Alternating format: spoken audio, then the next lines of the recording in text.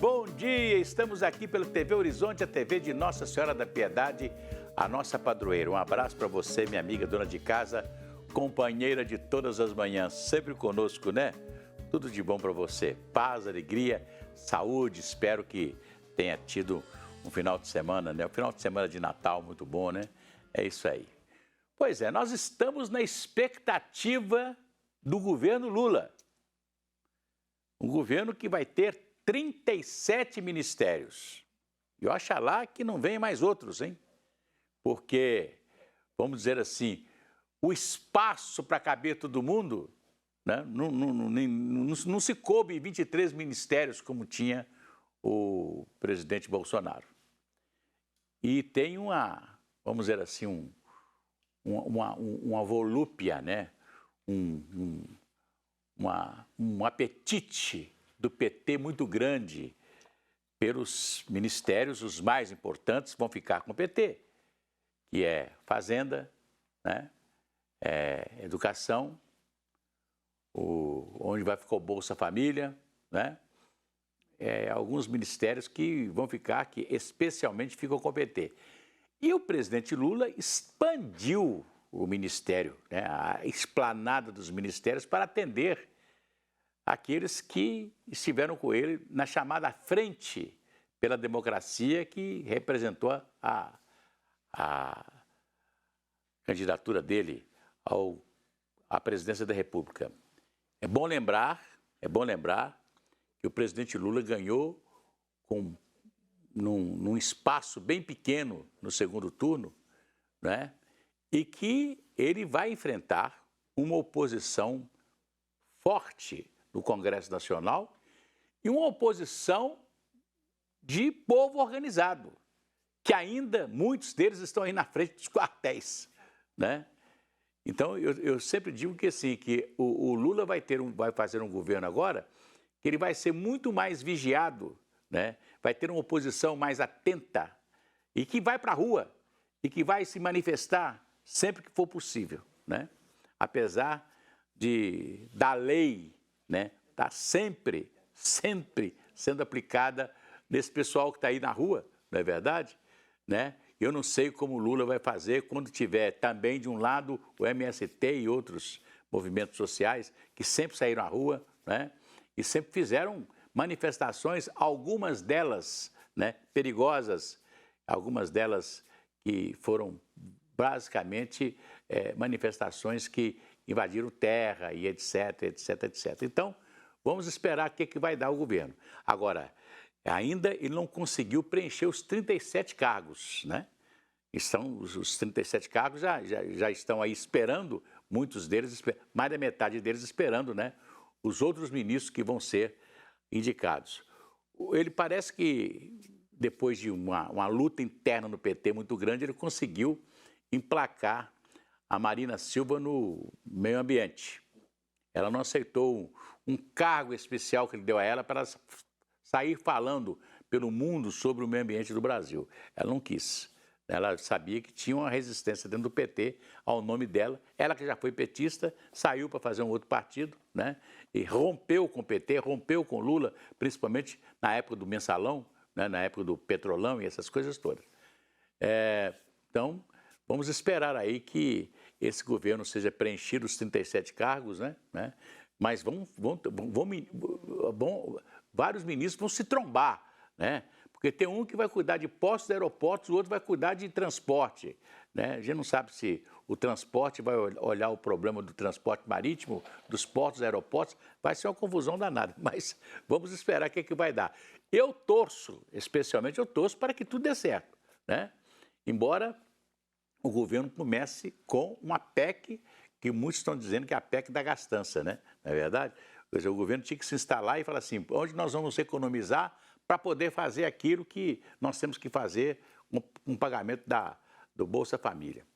Aí, nós temos uma PEC lá que coloca as despesas que vamos ter com o Bolsa Família fora do chamado teto de gastos do governo federal. Olha, um espaço com mais de 30 mil metros quadrados, planejados com extrema área verde, extensa área verde, tudo muito bem pensado, tendo como prioridade a saúde e qualidade de vida e bem-estar de pessoas idosas.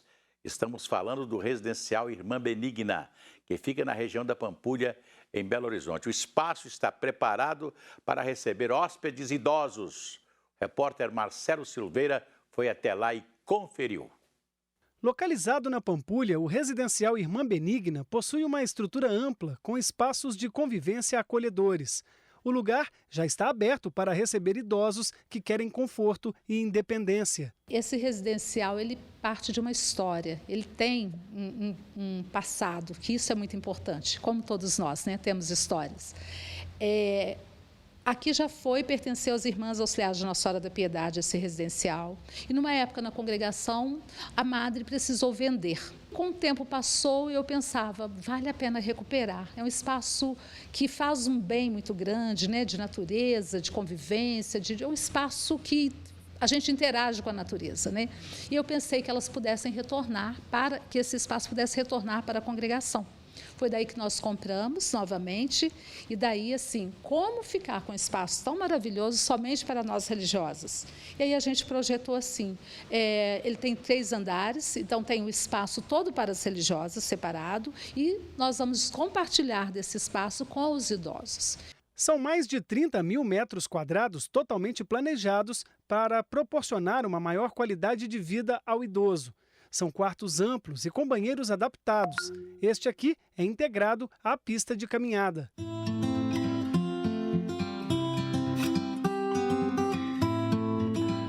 O lugar conta ainda com biblioteca, solário, cinema, sala de jogos e consultório médico, além de uma linda capela totalmente revitalizada. A casa tem capacidade para receber até 70 pessoas em ambientes aconchegantes e bastante arejados, como este aqui, onde nós estamos. Uma sala de convivência que vai contribuir e muito para a integração das pessoas. Na área externa há espaços como pomares e praças. Dentre os serviços oferecidos, o residencial disponibiliza terapia ocupacional, fisioterapia em grupo, profissionais de saúde, musicoterapia e oficinas. Eu tenho certeza que é um lugar que você e a sua família, eu digo família porque o ambiente ele recebe o idoso, mas a família vem conviver com ele também, né? É uma partilha. Então, é o espaço de segurança, alegria, é o espaço de convivência e esse conceito de que o idoso também, com 60 anos, a pessoa 70, 80, ela está muito ativa, né? Então, ela merece esse espaço para que ela tenha segurança, liberdade e investimento. O segundo andar abriga 21 irmãs idosas da Congregação das Irmãs Servas de Nossa Senhora da Piedade, que também recebem todo o cuidado e carinho que será oferecido aos moradores do lar. Um empreendimento acolhedor que vai fazer a diferença na vida dos idosos.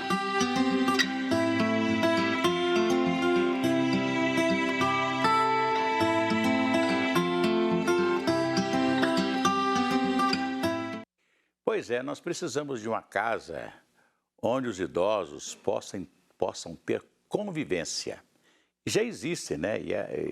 Algumas casas interessantes onde o idoso é levado pela manhã para ficar ali em convivência, conversando com pessoas, almoça, descansa, tem alguma coisa que é uma terapia, não é verdade? Eu, por exemplo, vi uma casa de idosos que no final do ano, né, as empresas que têm que mandar cartões de Natal, né, contratam os idosos para fazer esse serviço de colocar o cartãozinho dentro do envelope, fechar o envelope, etc. Tal. Quer dizer, é uma terapia, todo mundo faz uma coisinha simples, gostosa, né, e que não vai dar canseira nem nada, e as pessoas podem fazer.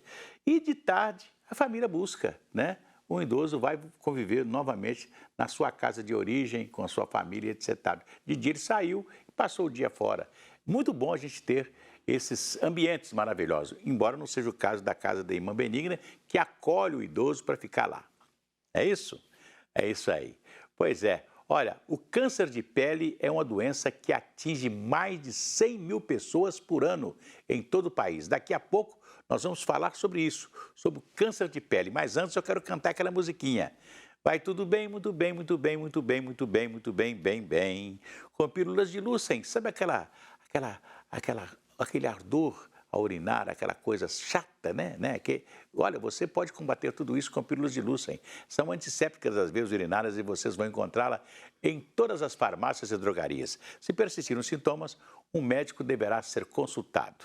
E agora aqui conosco o jornalista André Cristino, ele que traz para a gente destaques do Horizonte Notícia. Daqui a pouco, 12h30, André. Bom dia, Cir. Bom dia a todos. Bom, é claro que a gente vai repercutir como foi a celebração de Natal na Arquidiocese de Belo Horizonte.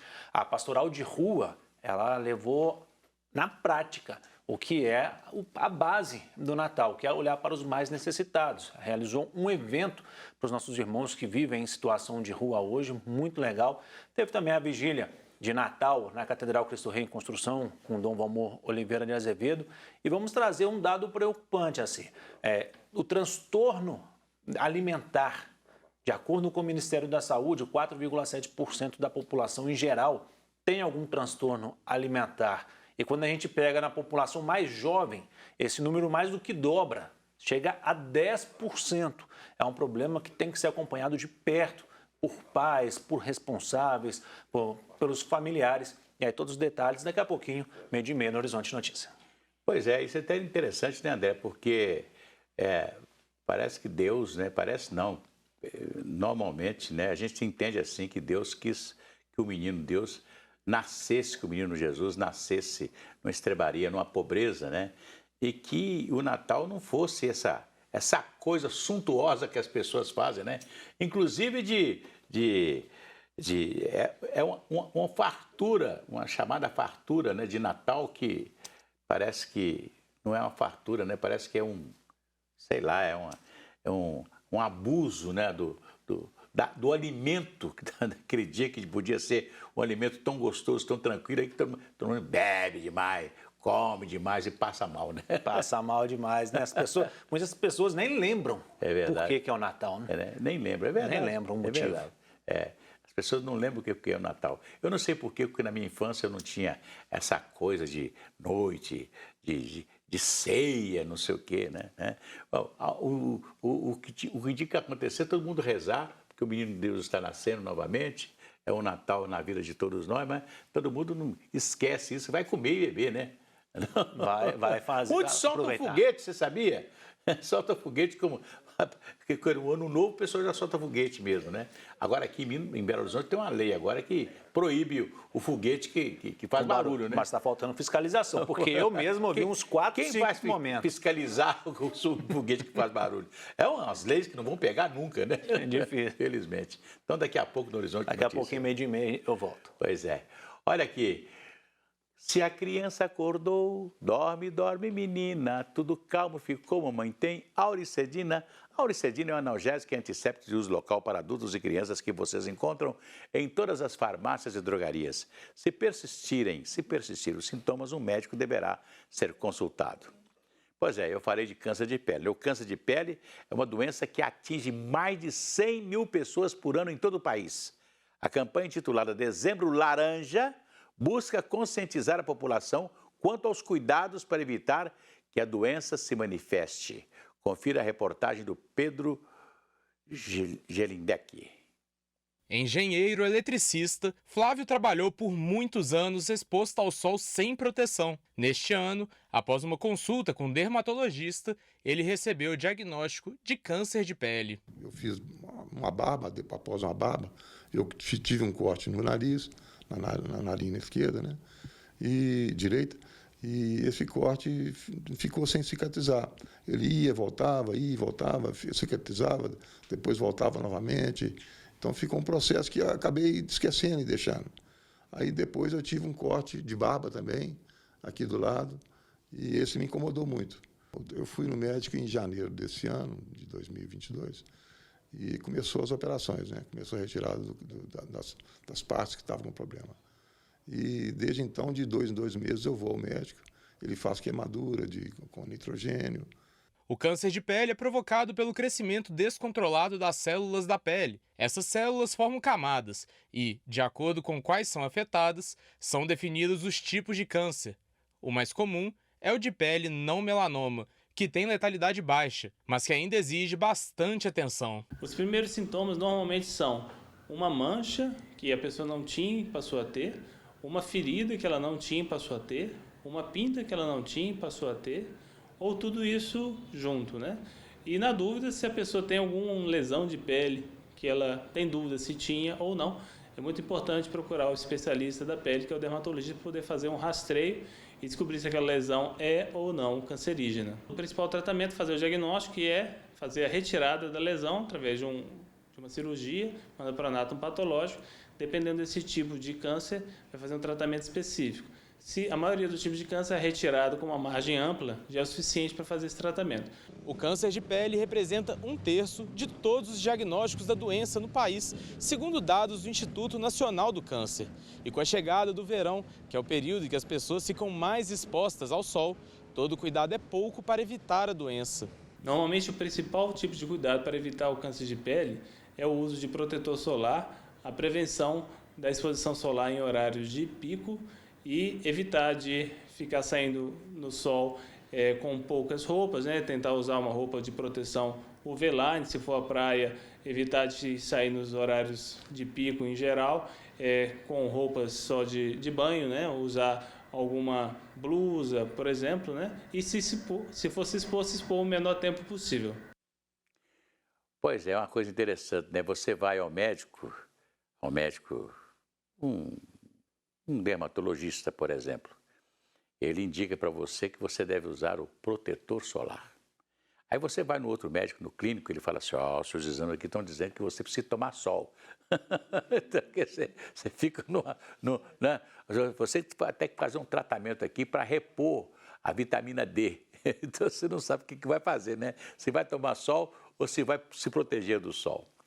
O levantamento feito pela ONG Todos pela Educação aponta que 40,8% das crianças brasileiras entre 6 e 7 anos não sabiam ler ou escrever em 2021. Uma grande preocupação sobre alfabetização infantil.